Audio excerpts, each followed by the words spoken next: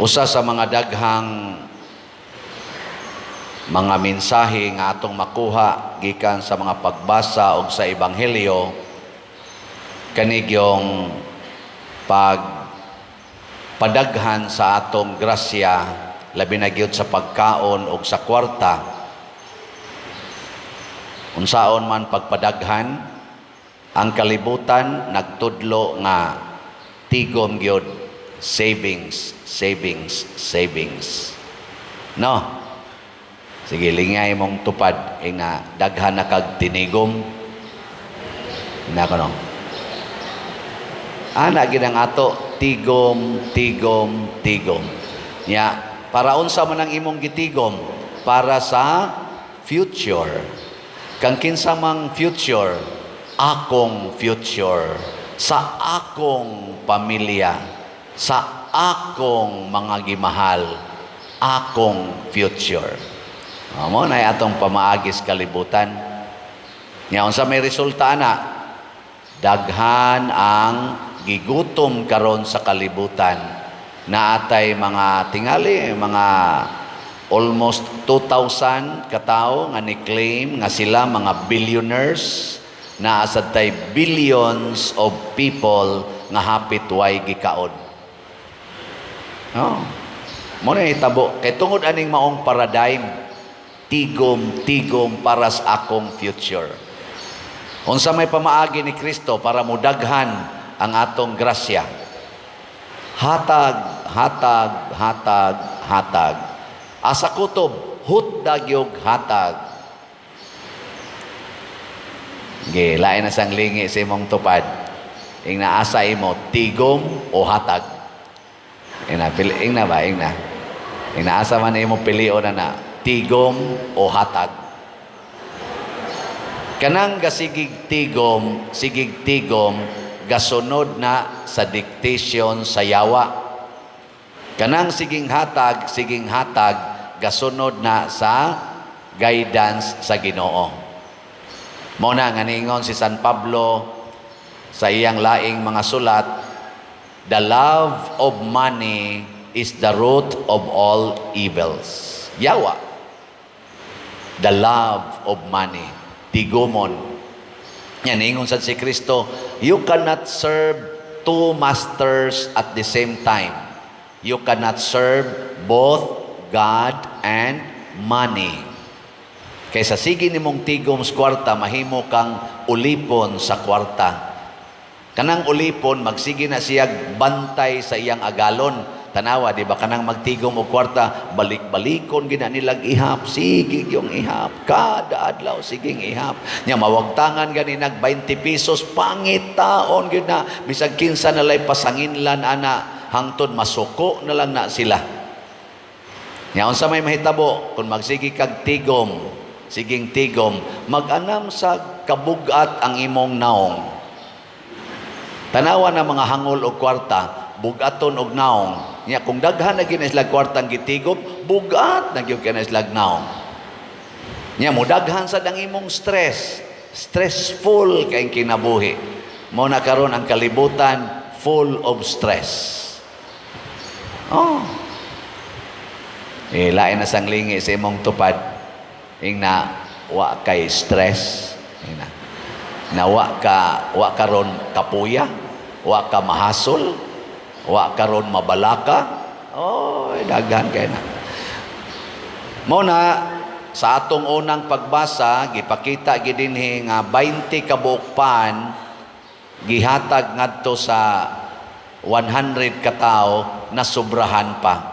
Pag-abot sa ebanghelyo, 5 ka pan, 2 ka isda gihatag tanan na sobrahan pag 12 ka bukag, nakapakaon pagyud og 5,000 ka tawo. Kining gidaghanon nato dinhi karon, og na ako'y 5 ka bukpan, di gyud ko manghagad ninyo. Oh, mapaigo ka ani? Di oy. 5 ka bukpan, 2 ka bukisda, kami nalay mangaon sa sakristan.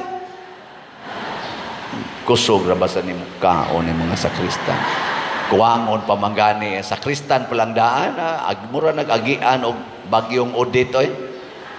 5 ka bukpan, Pero kay gitugyan man ngadtos Ginoo, matod pa diri sa atong ebanghelyo, gisulayan sa Ginoo si Felipe, pero sa tinud-anay ang Ginoo nahibaw nag-unsay iyang buhaton. Sa ikaduhang pagbasa, gihisgutan ni San Pablo nga doon na lang tay usa ka Ginoo, usa ka pagtuo o kining maong Ginoo naghigugma natong tanan. Muna maghiusa ta, maghiusa. Kay usaray nagtan-aw sa atong panginahanglan. Kitang tanan gimonitor tas Ginoo. Kahibaw na siya unsay buhaton, matag sitwasyon nato, kahibaw na siya. Ang ato lang yun, sunda ang Ginoo. Sunda lang. Kita bitaw dinhi, unsa may atong ekspresyon sa pagsunod sa Ginoo. Unsa man? Baligyag slat.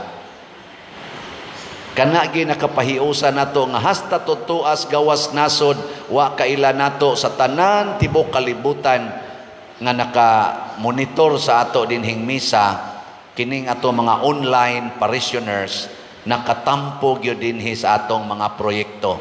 Dili ba panaghiusa ni? Nausa na ta kasimbahan. Nya do na say manganhis ato mag-mission appeal ato sang tagaan. Usa na ta kasimbahan.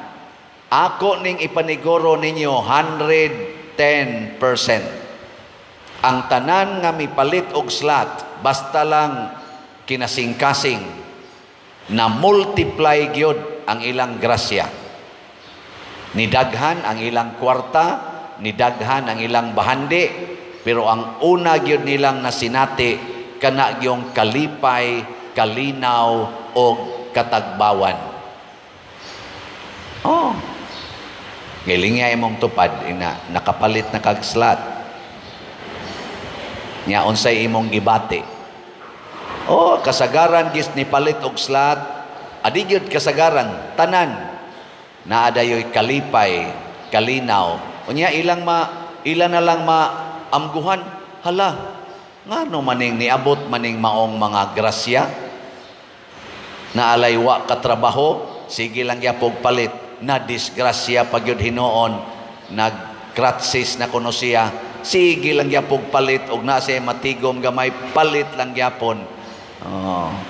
Dangtag mga pilaka higayon na ay tao nga mingduol niya og miingon nganong gasige magkagkratsis wa maoperahi akong tiil, pwede ako lay mo paopera nimo. Operahan din siya. Pag opera, sa pader, libre gid tanan, wa jud ko magtuo. From nowhere, niabot ning tawhana. O sa dihang naoperahan na siya, giingnan pagid siya, unsa may imong trabaho. Siya nga, driver mangkos una. Siya nga, pwede kag among hiron, driver sa among kompanya. Nag-drive na ron siya sa kompanya. Ang mura man mo motuo. Hindi, man sa kukibaw, tinuod ba kay text-text naman sa tong iya. Basig tinuod. Ingnon talang. Pero matod pa niya, sa iyang kapobre, lipay jud kay siyang nakapalit siyang mga pila ka slots sa iyang kapobre. Na anon diri wa mga piang, na ay wa pobre. Di, gyud mo palit. Kapalit lang kausa last year, di na gyud mo palit for the whole year. Ayaw sad mo ana bisa malag usa ka buwan kausa mo palit og slot, pila ra man ang 500, pila ra man ang 1,000, di ba? So pila na rin atong halin, lipay kay taani atong halin sa SBF DAG para sa atong kumbinto na natay 31,164 ka slots, na apay 28,836 ka slots nga available, tag 500 pesos per slot. Nga nasa ni siya 16 slot challenge, 8,000. Pakpak. Sige. Wow. Kana lang timailhan nga ni pakpak mo sa ato pa nalipay, naghatag og kalipay. Ang nanghatag sa dani, ang namalit, agilipay na sa nas Ginoo. Punaan na tuglain. Mother Mary's Healing and Deliverance, MMHD, para nis Kapilinya. Kita ming Bishop Ruben atong niaging adlaw. Nako Bishop, wa pagyud mahurot. Kay sila may nagda dito, ay okay ra gid na Father Sian, basta naa na sa imong mga kamot, siguro na gid na nga mahurot. Sige, lagi tagpakauaw aning baligya. Pero gamay na biya lang kayo. Gamay lang kayo. Ang atong halin, ang dinhis ato, 3,961 ka slots. Ang dito sa Kapilinya, 635. Total of 4,596. 1,404 na lang yun ang nahibilin. Pakpak na sad. Praise the Lord. Mamalit lang murong tanan ani, wa na karong hapon hurot ni kay sobra magid 1,000, sobra magid 2,000 ang manimba lang dinhi. Samot nagyog pun-ani ninyo mga online parishioners. 1,000 ra gud karong buwan na. Hurot na ni kasunod adlaw.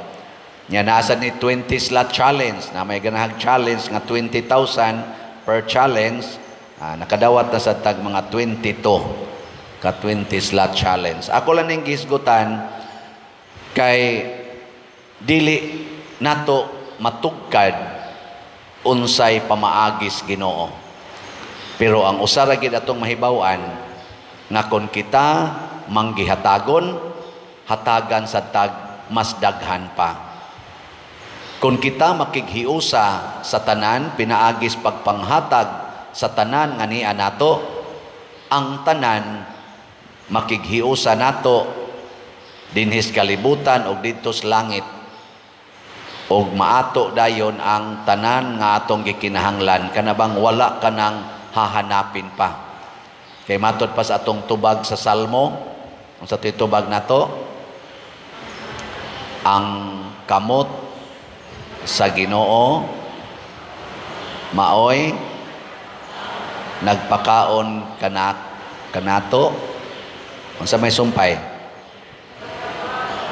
wala nay hasta ako nalimot iyang gitagbaw ang tanan natong mga kinahanglan.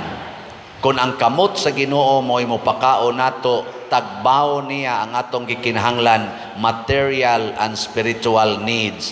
Pero kang ato rasang kamot mo'y magpakaon-kaon nato, dili gid ta matagbaw physical, spiritual, material needs. Di ta matagbaw, magsigi lang tagpangayo lang gyapon, pangita sawa diha. Matiguang na lang ka, mahimo na lang kang tiwasunon kaayo, gasungkod na lang ka, ga wheelchair na ka, ngita lang gyapon, wap agyod matagbaw. Sige, katapusang lingi sa imong tupad, ing na tagbaw na ka,